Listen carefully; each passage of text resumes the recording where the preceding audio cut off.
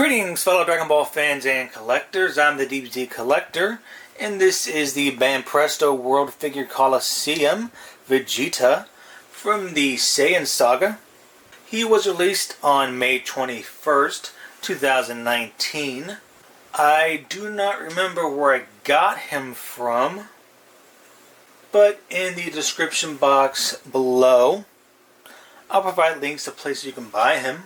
Originally, I was going to sell him because I saw on YouTube how small he was, but I eventually changed my mind. Plus, there's a Saiyan Saga Goku from the S-Culture 7 line, although they are the same size, so they don't scale with each other, but that's fine by me. Anywho, before we get to the figure, we're going to take a look at the box first, as I always like to do. Here is the front, one side, the back, the other side, and they have a grayscale version, which I do not have and I'm not going to get. And this is what the sculptors look like. First time I ever got a figure from a female sculptor. The bottom, the top, and the Toei animation sticker, which is this figure sticker of authenticity, lets you know that he is real, not a bootleg. And now on to the figure. Alrighty then, here is the figure. Straight out of the box, he comes whole.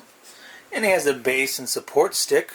Base and all, he stands at 7 3/4 inches. Without it, he stands at 6 inches. The sculptors go by MRS. And I think they did a pretty darn good job with this figure. The sculpt looks fantastic, and I think they did a good enough job at capturing his likeness. I think they did a good job at capturing the early art style of Dragon Ball Z. MRS did a great job with the coloring. I really like the colors that they chose, especially the bluish gray for the shading. Usually I prefer a light gray, but I think the grayish blue looks very cool looking. Speaking of shading, they also did a great job with that. I really like the contrast and the gradient transition from the white of the armor to the grayish blue part of the shading. And they shaded the pretty much the front side skin blue of the armor, boots, gloves, all that.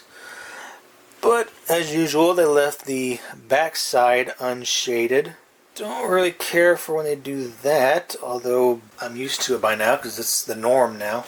But let me know what you think about the overall look of the figure. And now for some figure comparisons. Here he is compared to the S-Culture 7 Goku and Battle Damaged Piccolo. I was wrong. Goku is actually smaller than Vegeta, not the same size. Now that's a bummer. And here he is compared to the Banpresto World Figure Colosseum Super Saiyan Trunks and the S-Culture 7 Broly. Isn't this called his released form or something like that? This is where he attacks Goku in the middle of the night when he's hovering above the water. One thing I don't like about the S-Culture 7 line is that the figures are almost half the size as 1 through 6. And here he is compared to the Banpresto World Figure Colosseum Super Saiyan Goku and the Ultimate Soldiers Super Saiyan God Super Saiyan Vegeta. If there are any other figures you'd like me to compare him to, then let me know in the comment section below. And I'll reply back as soon as possible with an image of the comparison, assuming YouTube notifies me of said comment. Alrighty then, that concludes this review. If you enjoyed it, go ahead and give me a thumbs up. If you didn't, give me a thumbs down, but I hope you enjoyed it. And if you have this figure, then let me know in the comment section below your thoughts and opinions on them. Even if you don't have them, let me know what you think based on what you see in this video. And if you'd like to buy this figure, then in the description box below, I'll provide links to places you can buy him. Thank you for watching, and have a nice day.